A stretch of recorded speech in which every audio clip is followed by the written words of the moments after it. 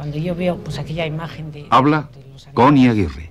y de las personas muertas en el cuadro, entonces yo recuerdo aquella noche en la cual vi los animales por la carretera donde subimos en Guernica después que salimos de los refugios, y vi los animalitos muertos y las personas que estaban cubiertas con unos sacos muertas. Siempre me ha llegado la emoción. Habla Manoli Aguirre. Con los brazos abiertos, que pienso que podía ser mi abuela.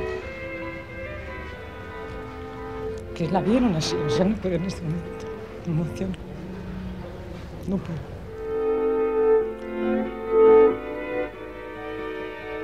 El Guernica, de Picasso. Para estas dos supervivientes, el bombardeo de Guernica es un recuerdo imborrable.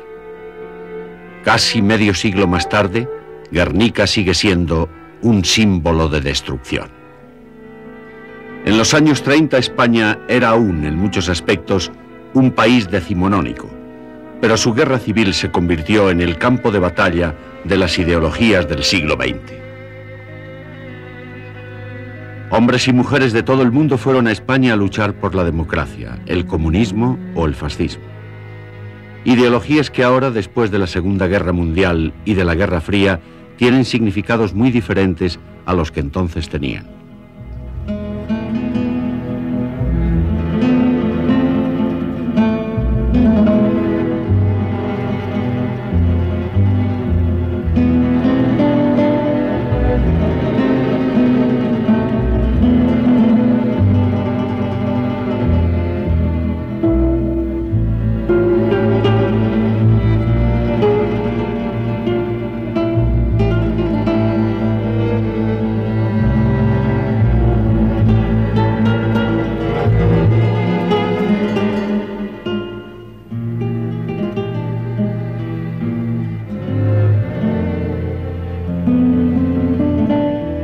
La Guerra Civil Española.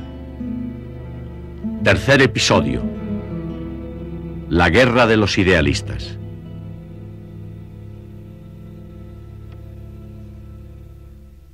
Europa en 1936. Hitler estaba en el poder desde hacía 3 años. Mussolini gobernaba Italia desde 1922. En la Unión Soviética, Stalin había iniciado las purgas de sus enemigos. La democracia estaba a la defensiva en todas partes. Gran Bretaña y Francia temían una nueva guerra europea, y entonces llegaron noticias de España. Todo es confusión y la turbulenta España. Tales son los resultados de la anarquía y la división de un pueblo.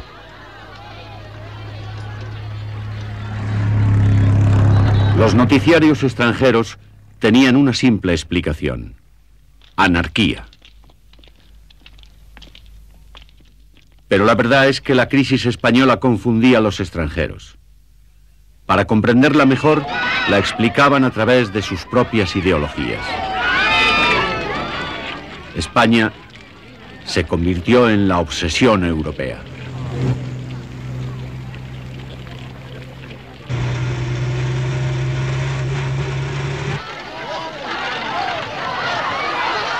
Habla Stephen Spender. La idea del liberalismo español y de los trabajadores españoles, el pueblo español, parecía una causa muy apasionada y pura. Recuerdo que mi tutor en la Universidad de Oxford decía que era la única causa de su vida en la que había alternativas absolutas: el bien representado por la República y el mal representado por las fuerzas franquistas.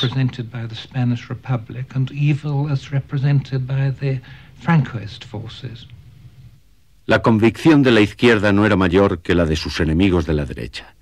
Renzo Lodoli era un fascista italiano. Yo creía que era necesario defender el cristianismo en España. Se encontraba asediado. Nosotros creíamos que el fascismo era válido como doctrina social y política. De manera que era nuestro deber ir a luchar contra aquellos que querían más o menos lo que nosotros queríamos. Ad aiutare coloro che più o meno volevano le stesse cose nostre.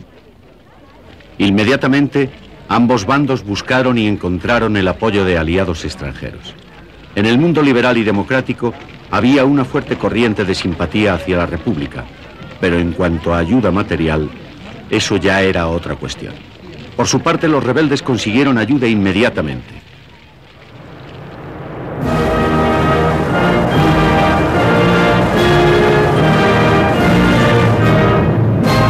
Franco no era ideológicamente un fascista, más bien era un monárquico conservador que obtuvo el apoyo de los dictadores fascistas europeos.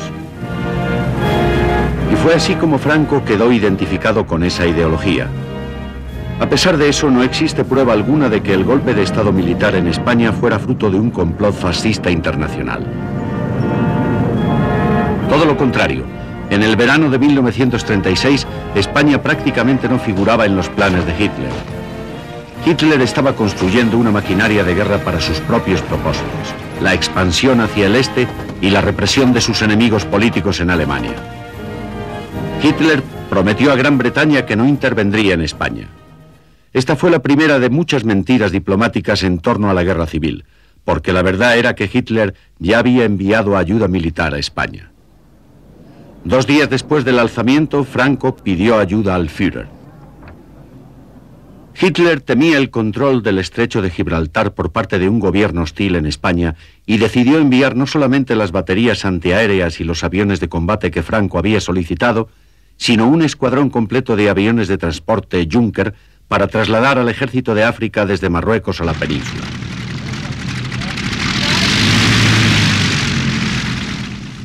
Unos 1.500 soldados fueron transportados a Sevilla para iniciar la ofensiva sobre Madrid.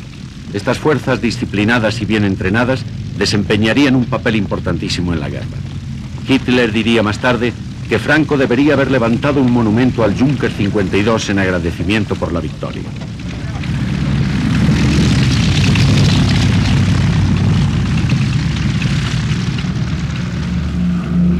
Claro que Hitler también tenía que estar bastante agradecido. Su ayuda fue más tarde recompensada con el envío de mineral de hierro español a Alemania, mineral que permitiría a Alemania adelantar sus preparativos de cara al conflicto que se avecinaba. Pero en 1936 mucha gente todavía creía que se podía evitar otra guerra mundial. En 1936 Mussolini todavía no se había convertido en un títere de Hitler. Incluso en Inglaterra había quienes creían que se podría convertir en su aliado. Pero la conquista italiana de Abisinia demostraba claramente las ansias expansionistas del duce.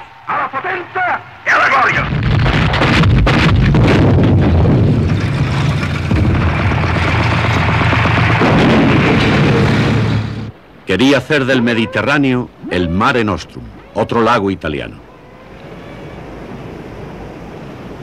Por eso Mussolini consideraba esencial que la entrada a su lago estuviera controlada por un gobierno amigo. Desde el principio de los años 30 había apoyado conspiraciones derechistas contra la democracia española, había proporcionado ayuda económica a la falange de José Antonio y había entrenado militarmente a grupos ultraderechistas españoles en Italia. En 1934 Mussolini había suscrito un acuerdo para proporcionar armas a monárquicos españoles que conspiraban contra la República. Cuando se produjo el alzamiento envió 12 bombarderos, la primera ayuda militar extranjera a la guerra civil. Mientras Italia y Alemania prestaban ayuda a los rebeldes, Léon Blum, primer ministro del gobierno del Frente Popular francés, se identificaba lógicamente con la República Española. Léon Blum temía que Francia quedara aislada. Aún no se había borrado la memoria de las enormes pérdidas francesas en la Primera Guerra Mundial. Francia tenía 2 potencias fascistas a sus costados y corría el peligro de quedar encerrada en un triángulo fascista.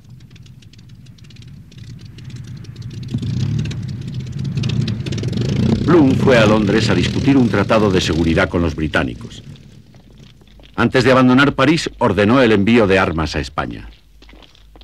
En esta reunión con el ministro británico de Asuntos Exteriores, Anthony Eden, España no figuraba en el temario, pero Blum sacó el tema. A su regreso a París describió la conversación a Jules Motte, miembro de su gobierno. Blum m'a raconté Blum me habló de sus conversaciones con Iden y de la posición anti-europea que tanto Iden como sus colegas habían adoptado. Iden le dijo a Blum que no debíamos inmiscuirnos, que aun en el caso de que estallara un conflicto europeo en torno a España, Inglaterra, que estaba distante de todo eso, permanecería neutral. Por lo tanto, ya que Francia no podía contar con el apoyo inglés, haría bien en adoptar la misma postura que los ingleses. Y creo recordar que Blum me dijo que esta sería una postura cobarde.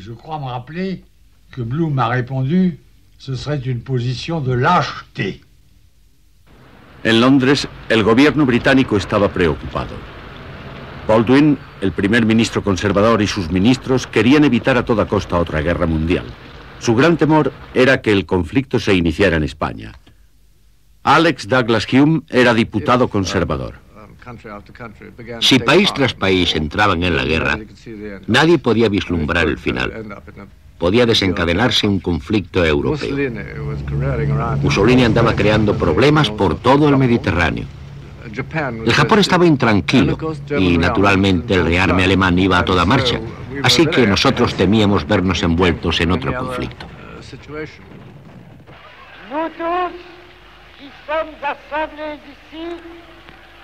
La actitud británica no fue precisamente una gran ayuda para el primer ministro francés.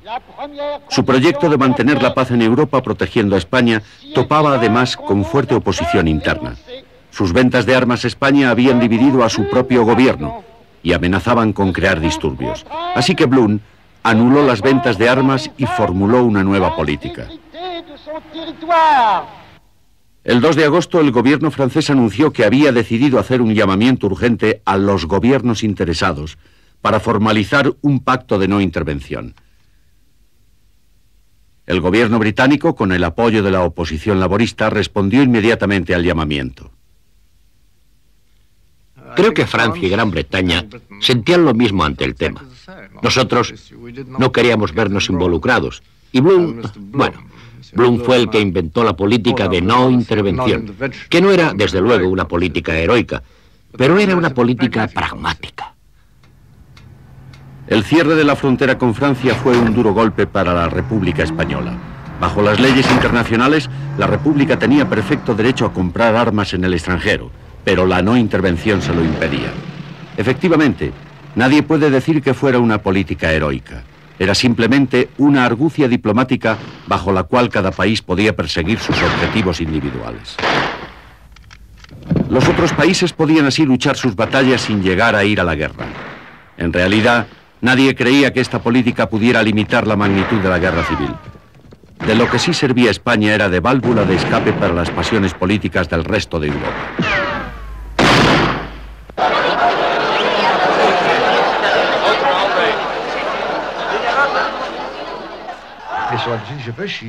Hoy en día, cuando se dice fascista, se piensa en la violencia, en la dictadura.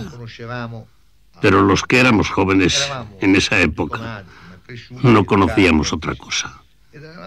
Habíamos crecido y habíamos sido educados bajo el fascismo. Estábamos convencidos de que constituía una fórmula válida para resolver los problemas sociales. No todos los italianos estaban tan convencidos. Giovanni Pesce se había exilado en Francia huyendo de la Italia de Mussolini. La lucha del pueblo español era también la lucha contra el fascismo italiano.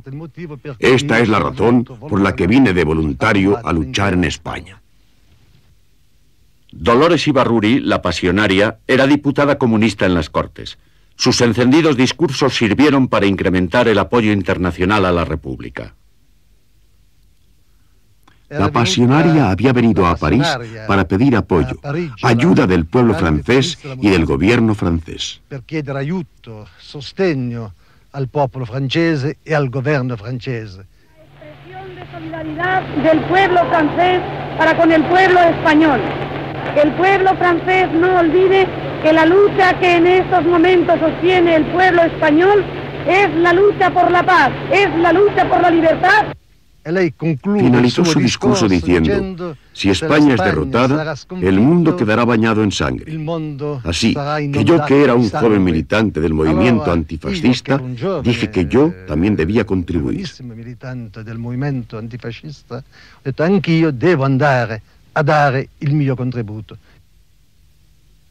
En Alemania, los comunistas habían sido las primeras víctimas del terror nazi, y cuando Hitler manifestó claramente su apoyo a Franco, los comunistas alemanes vieron bien claro en qué bando estaban. Yo creo que a nosotros, los alemanes antifascistas, nos afectaba más que al resto. Teníamos la experiencia de Hitler. Miles de alemanes antifascistas estaban en cárceles y en campos de concentración, y nos dimos cuenta enseguida que las intenciones de Franco eran las mismas que las de Hitler.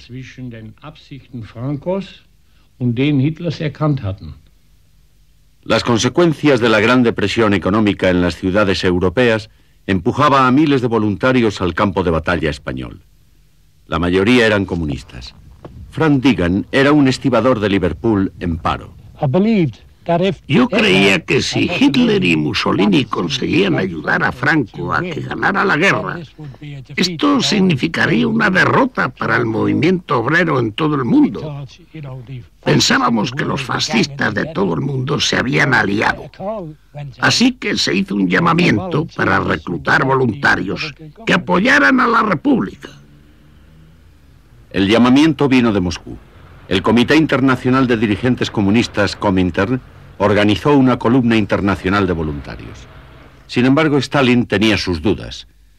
En esos momentos estaba intentando forjar una alianza con Francia y Gran Bretaña y no quería asustar a esos gobiernos con una intervención comunista en España. Al principio no envió armas. Lo que envió fueron consejeros militares, diplomáticos y víveres. Cuando el primer barco soviético llegó a Barcelona, la euforia inicial se convirtió en decepción cuando se comprobó que el envío no contenía las armas que la República necesitaba, sino botes de leche condensada. Las armas llegarían más tarde. Mientras, el conde Chano, ministro italiano de Relaciones Exteriores, se reunía con Hitler en Alemania. Acordaron aumentar la ayuda a España, en parte para contrarrestar la ayuda soviética y en parte porque Hitler había decidido pasar a la ofensiva contra las democracias. Lo que inicialmente había sido una decisión espontánea en respuesta a la petición de Franco, se convirtió en política concreta, en un frente común anticomunista. Pocos días después de este encuentro, Mussolini se referiría por primera vez al eje Roma-Berlín. La guerra de España había contribuido a unir a Italia y Alemania, un paso más hacia la Segunda Guerra Mundial.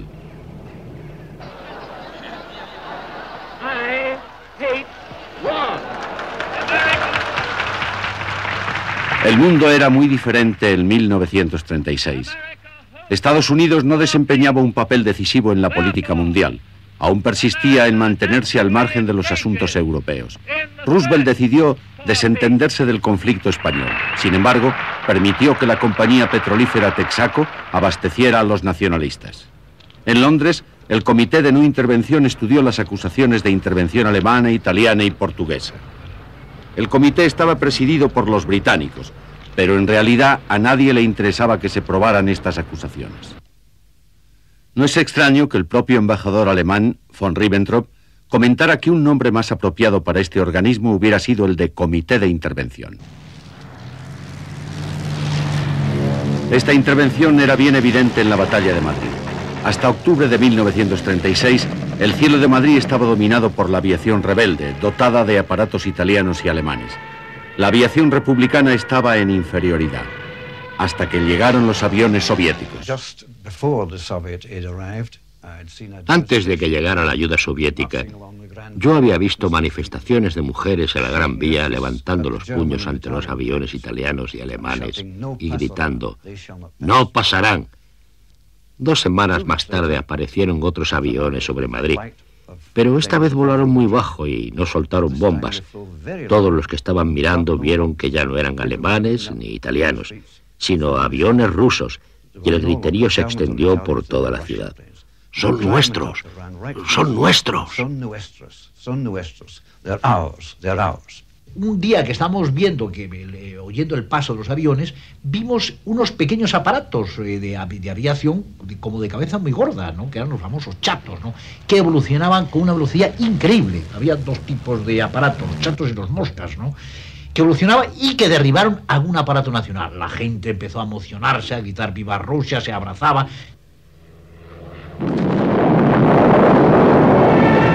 15 semanas después del comienzo de la guerra, la capital de la República había quedado en primera línea. Gran parte de la zona republicana quedaba a sus espaldas. Los rebeldes habían conquistado territorio al norte y al oeste de la capital.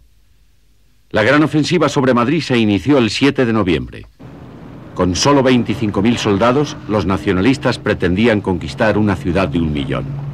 Franco incluso había preparado las listas de detenciones que llevaría a cabo en Madrid. Las milicias republicanas habían caído derrotadas en casi todas las batallas anteriores. Nada hacía suponer que el pueblo madrileño iba a oponer una tenaz resistencia. No pasarán se había convertido en el lema de Madrid y de toda la España republicana. El gobierno de Largo Caballero había abandonado la capital para trasladarse a Valencia. Lo mismo había hecho gran parte de la población. Los que permanecieron en Madrid preparaban una defensa desesperada.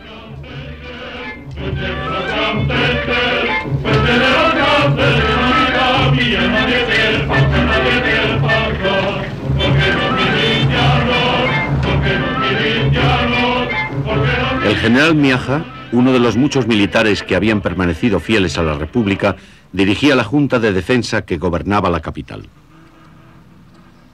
El comandante comunista Enrique Lister estaba al frente de uno de los sectores. La población de prepararse para recibir el enemigo con agua caliente, con aceite, con todo lo que fuese, desde los balcones, desde las azoteas, se había creado todo un ambiente. Realmente la defensa de Madrid, más que a los milicianos, se debe al pueblo de Madrid en su conjunto. Entonces esta gente se incorporó a la lucha, pero sin pasar por casa. Salieron del comercio, les entregaron unas bombas de mano y les entregaron un fusil, y con la chaqueta y el pantalón de diario, ¿no? Se subieron a vehículos que había preparados, a un tranvía, y se fueron a luchar. Esto realmente fue impresionante y realmente fue hermoso. Fue uno de los momentos más hermosos de la guerra. En la defensa participaban todos. Los oficiales leales planeaban la defensa. Los ciudadanos cavaban las trincheras. Los partidos políticos reclutaban voluntarios para las milicias. Pero ya existían las primeras unidades militares de la República. Aún no estaban muy bien entrenadas ni equipadas, pero el nuevo ejército popular era naturalmente una fuerza mucho más efectiva que las anteriores milicias bajo el control de diferentes partidos y sindicatos.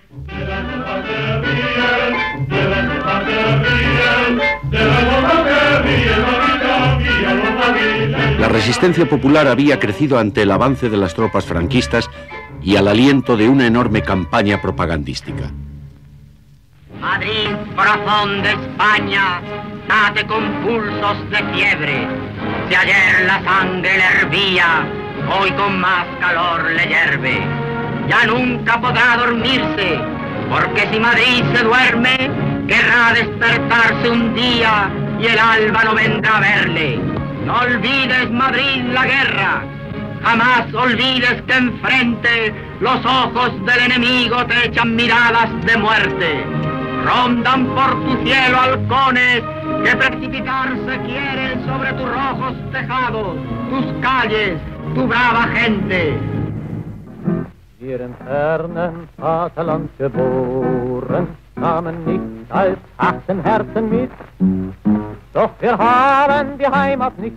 En muchos países, el recuerdo de la Guerra Civil Española se mantiene vivo a través de las brigadas internacionales.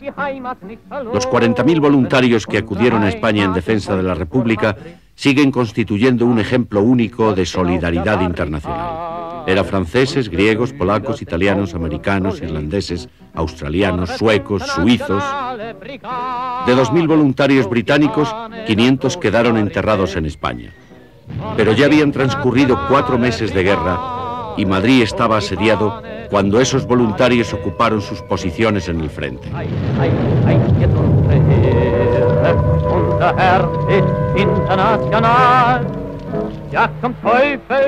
Uno de los primeros batallones era predominantemente alemán. Había adoptado el nombre de Ernest Thälmann, el dirigente comunista alemán recluido en un campo de concentración. Habla Billy Burger. Nos recibieron con enorme cariño. Sabían por qué habíamos venido. Tenían un grito para todos nosotros. ¡Viva Rusia! Nos trataban como si fuéramos rusos. Y solo paulatinamente se fueron dando cuenta de que éramos alemanes. Hasta ese momento, Madrid había sido bombardeado por alemanes, la Legión Cóndor, y de repente había alemanes combatiendo a su lado. Estos comunistas alemanes, con disciplina militar y con la disciplina política del que ha sido perseguido, se convirtieron en un ejemplo para los combatientes españoles. Habla Narciso Julián. El verlos, aparte del júbilo, de sentir, ¿no?, la solidaridad, el calor de todo, pero para mí fue impresionante verlos, ¿no? Y fue una experiencia muy grande desde el punto de vista de la necesidad que nosotros teníamos de aprender en ese sentido lo que era la disciplina, lo que era un ejército y demás, que hasta ahora éramos milicias, no éramos todavía un ejército regular. No todos acogieron con tanta alegría a los voluntarios extranjeros. En Cataluña, los anarquistas temían que las brigadas internacionales sirvieran para aumentar la influencia política de sus rivales, los comunistas. Pero en el Madrid asediado la población agradecía cualquier ayuda.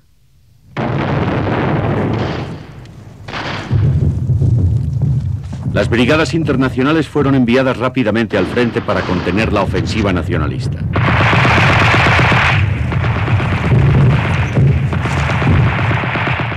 En el sector de la Casa de Campo los republicanos resistieron.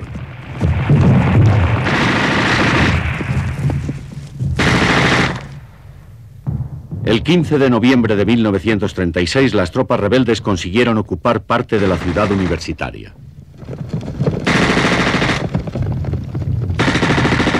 Las brigadas internacionales contuvieron el ataque en la Facultad de Filosofía y Letras. 2 días más tarde se libraba uno de los más sangrientos combates en el Hospital Clínico. Los voluntarios alemanes defendían una planta del hospital ante el ataque de las tropas moras de Franco que ocupaban la planta inferior. Nosotros estábamos en el tercer piso. Hacíamos agujeros en el suelo para tirar bombas de mano hacia abajo. Era una lucha sin frentes.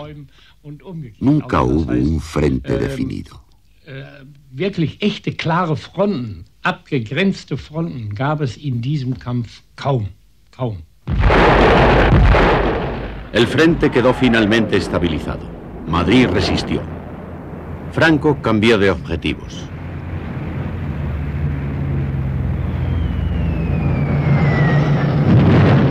La guerra civil se convirtió en un laboratorio de pruebas para las armas modernas. Pocos años más tarde, Londres, Hamburgo, Tokio, Leningrado y otras ciudades sufrirían los efectos de las nuevas máquinas de destrucción. Pero hasta este momento, ninguna ciudad de la historia había sufrido lo que sufrió Madrid.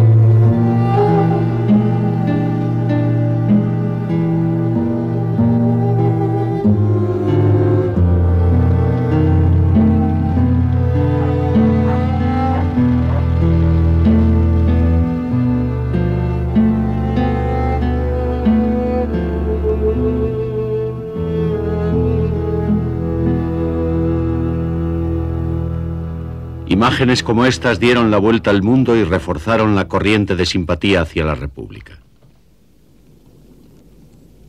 Escritores como Ernest Hemingway vinieron a España como reporteros y se convirtieron en propagandistas. Los complejos orígenes de la guerra civil se transformaban en las certezas poéticas del bien y del mal. Vaughan Phillips, que más tarde sería el único comunista en la Cámara de los Lores, fue a España como conductor de ambulancias. El poeta inglés Stephen Spender fue con él a España como observador. Estábamos obsesionados por la idea de que esa era la causa suprema de nuestro tiempo. Una causa de poetas y escritores. La causa de la libertad.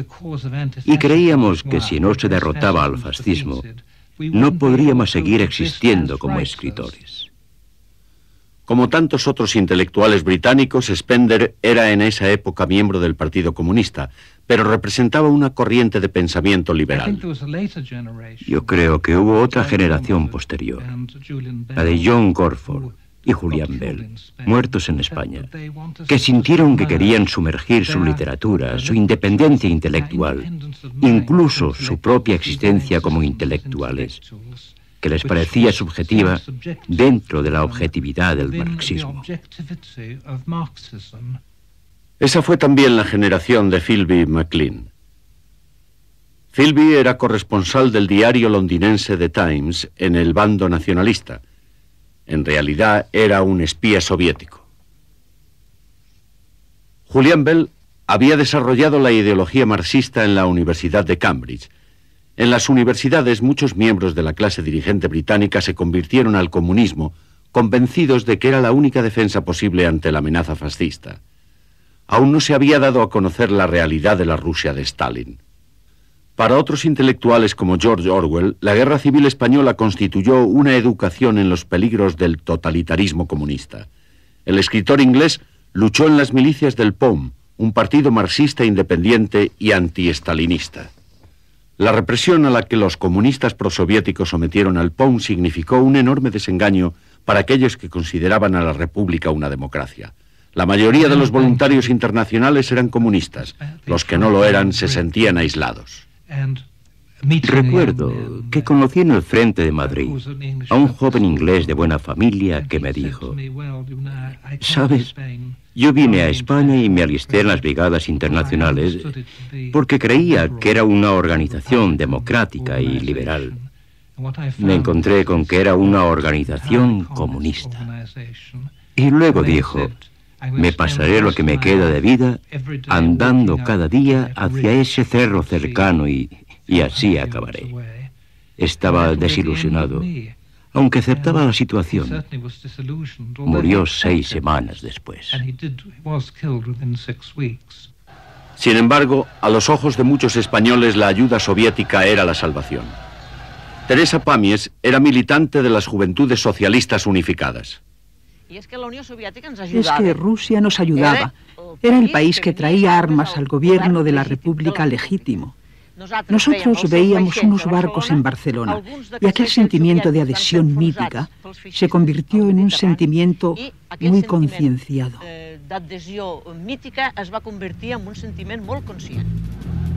Esta solidaridad también tenía su aspecto comercial. Las armas habían sido pagadas con las reservas españolas de oro enviadas a la Unión Soviética. Con las armas llegaba además la influencia política. La moral combativa de los madrileños se veía sostenida por películas soviéticas como Kronstadt, glorificando la Revolución Rusa.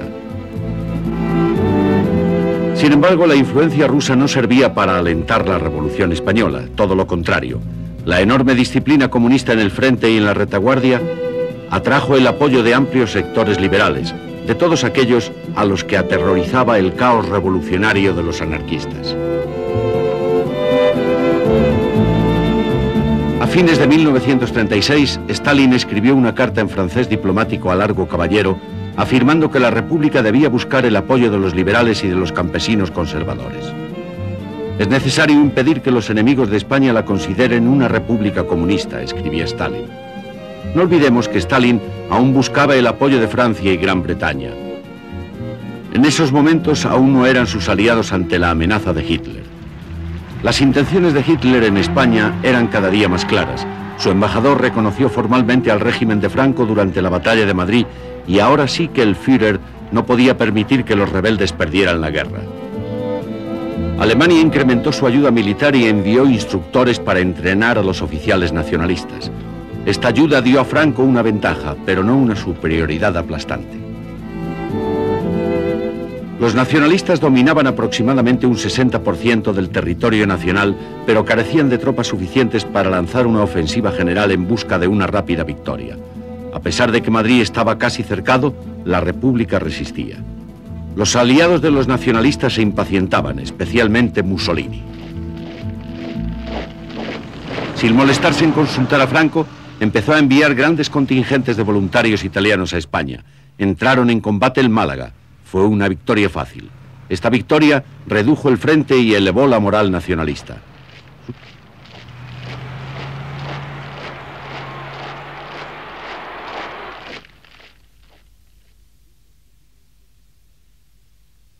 Su siguiente objetivo fue completar el cerco de Madrid, inicialmente por el sur, atravesando el valle del Jarama. Los refuerzos republicanos enviados al frente incluían unidades de las brigadas internacionales. El intento nacionalista fracasó. 10 días de intensos combates y enormes pérdidas no sirvieron para estrechar el asedio. Inmediatamente se produjo un nuevo intento, esta vez por el norte, en Guadalajara. Los italianos, seguros de que sería otro paseo militar, convencieron a Franco para que les dejara actuar por su cuenta. En el lado republicano, los voluntarios de la brigada Garibaldi tomaron posiciones frente a sus compatriotas. Esta era la posición del batallón Garibaldi. El puesto de mando estaba cerca del bosque.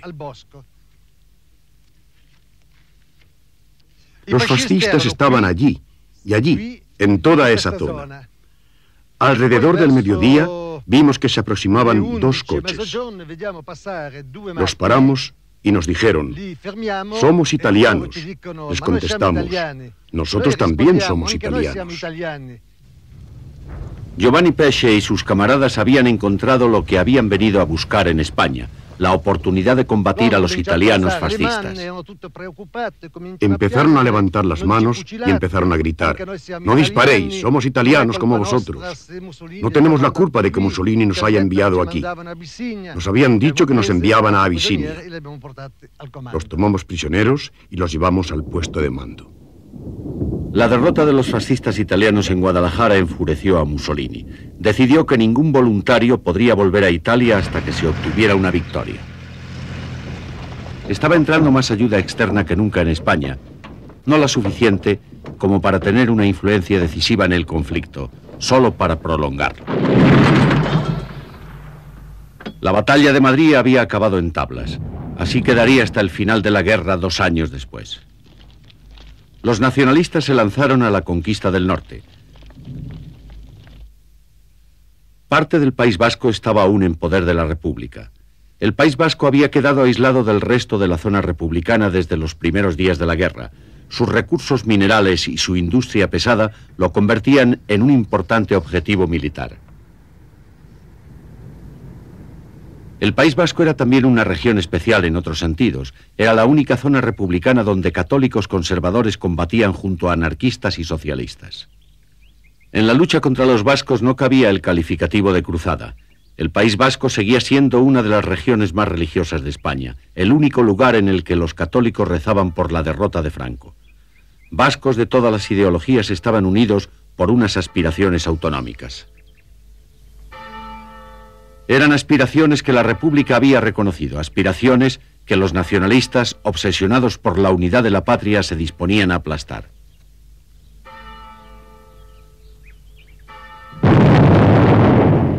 La ofensiva se inició el 31 de marzo. El general Mola había amenazado con arrasar el País Vasco. Casi lo consiguió, pero antes los nacionalistas tenían que cortar todas las líneas de aprovisionamiento.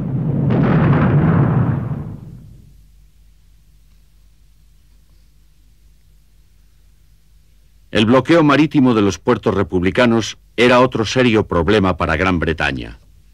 Varios mercantes británicos que transportaban legalmente víveres a la República esperaban una solución al problema en el puerto francés de San Juan de Luz. el gobierno británico no se atrevía a desafiar el bloqueo de la marina franquista dando escolta militar a los mercantes. A pesar de las protestas en la Cámara de los Comunes, Anthony Eden anunció que los barcos de guerra británicos solo escoltarían a los mercantes hasta una distancia de 3 millas de la costa vasca. Simultáneamente, los británicos estaban negociando en secreto con las autoridades nacionalistas sobre las concesiones mineras inglesas en España. El 19 de abril de 1937, el capitán Roberts decidió levar anclas y abandonar San Juan de Luz antes de que las provisiones para Bilbao se pudrieran en sus bodegas. Desafiando los consejos de la Marina de Guerra británica, zarpó hacia Bilbao. Su hija Fifi estaba a bordo. A las 10 de la noche levamos anclas y zarpamos sin luces. Nos hicieron señales desde el puerto, pero mi padre no hizo caso. No tuvimos problemas.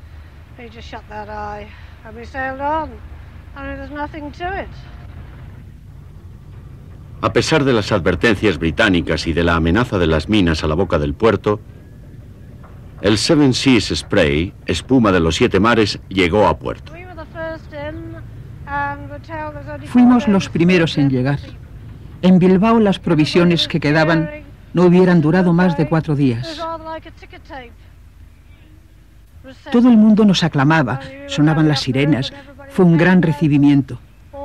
Subimos por la ría y todos estaban colgados de las ventanas aclamándonos. Fue bastante emocionante.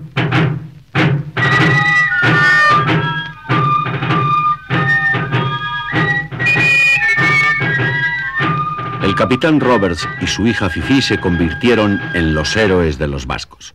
Su travesía demostraba que el bloqueo nacionalista era un mito y otros barcos ingleses llegaron con alimentos.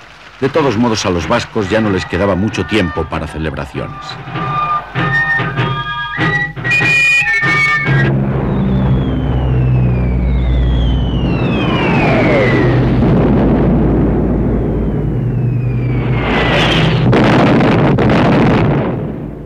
Guernica, con 7.000 habitantes, estaba a 15 kilómetros del frente. Era y sigue siendo el corazón del País Vasco, con el árbol de Guernica como símbolo ante el que tradicionalmente los reyes españoles habían jurado respetar y defender sus libertades.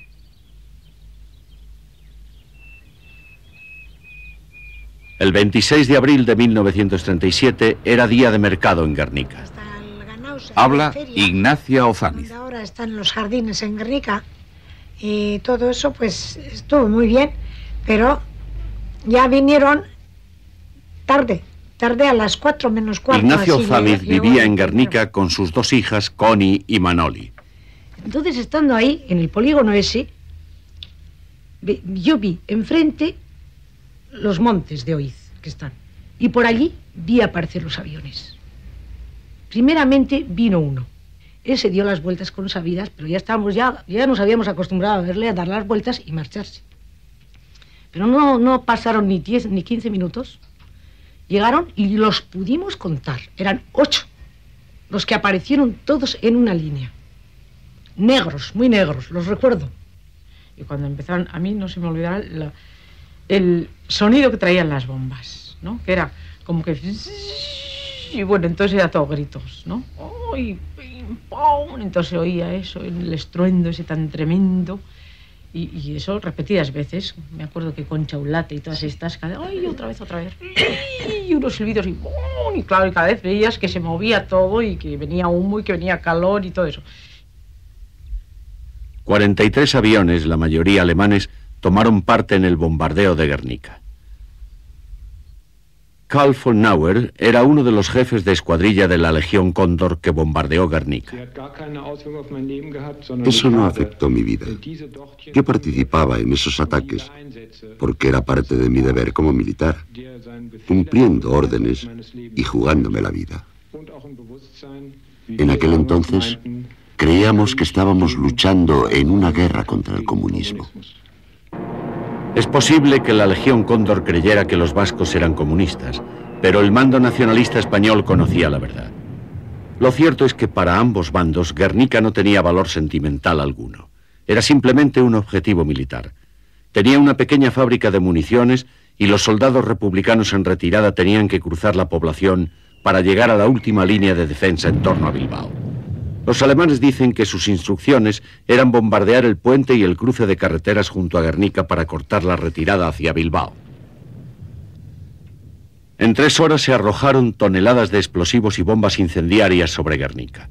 La población quedó prácticamente arrasada. Los objetivos militares, la fábrica de armas y el puente quedaron intactos. Veíamos que el viento desviaba las bombas y no acertábamos al puente. En realidad, los Junker eran aviones comerciales convertidos en bombarderos.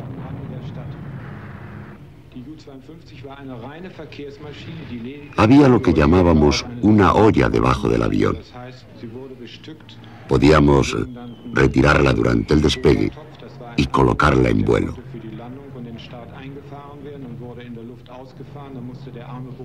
El pobre ayudante tenía que bajar por una escalerilla y meterse allí con gafas y casco y con un telémetro muy primitivo.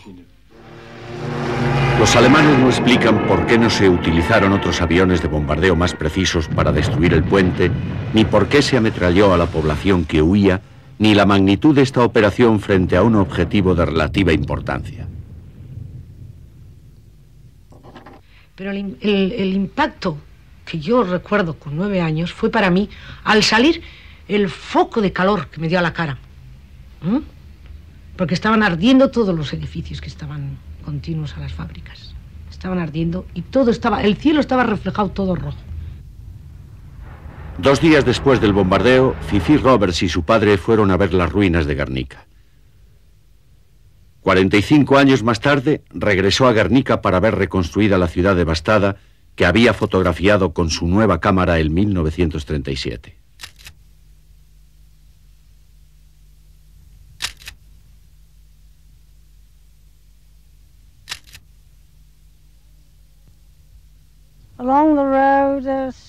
Había muchos refugiados y no creo que supieran ni dónde iban ni lo que harían. Iban en carros, en carretillas, en cualquier vehículo, cargados con sus posesiones. Cuando llegamos a Guernica no quedaba ni un edificio en pie.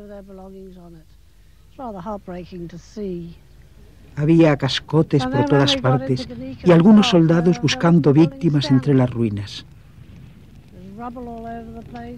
No vimos cadáveres, pero aquello era la destrucción absoluta.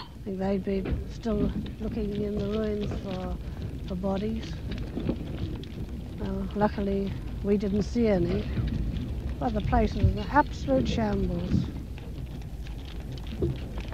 72 horas después del bombardeo, las tropas nacionalistas ocupaban Guernica.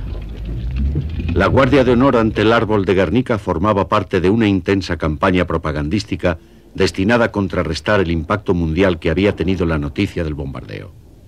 La propaganda nacionalista intentó culpar a los propios vascos de la destrucción de Guernica. Que esta desgraciada ciudad fue destruida por la aviación nacionalista. La trabación de hierro del frontón y los bidones de gasolina acumulados frente a la iglesia demuestran que fueron patrullas de incendiarios quienes echaron sobre sus hombros la tristísima misión de arrasar la pintoresca cuna del fuerismo vasco.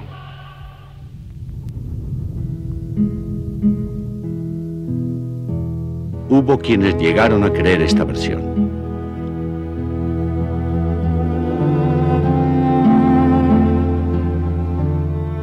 El principal objetivo de los nacionalistas quedaba a su alcance. Para proteger sus industrias, los vascos habían construido el llamado cinturón de hierro alrededor de Bilbao, pero el cinturón no les protegía de los intensos bombardeos.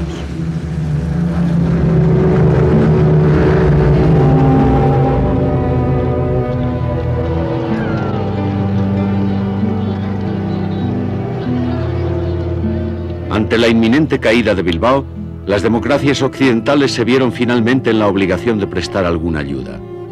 Los niños republicanos fueron catalogados, vacunados y etiquetados. Los barcos habían de transportarlos a Inglaterra, Bélgica, Francia, Estados Unidos o la Unión Soviética.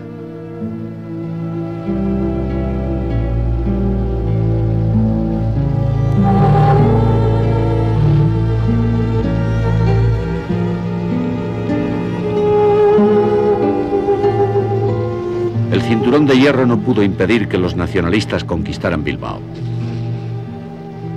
Al poco tiempo los barcos salían de Bilbao con otros cargamentos. La España nacionalista exportaba mineral de hierro. Entre sus clientes se encontraban Alemania y Gran Bretaña. Ambos países utilizarían el mineral para su industria armamentista. La no intervención no interfería con el comercio ni podría prevenir la guerra que se avecinaba.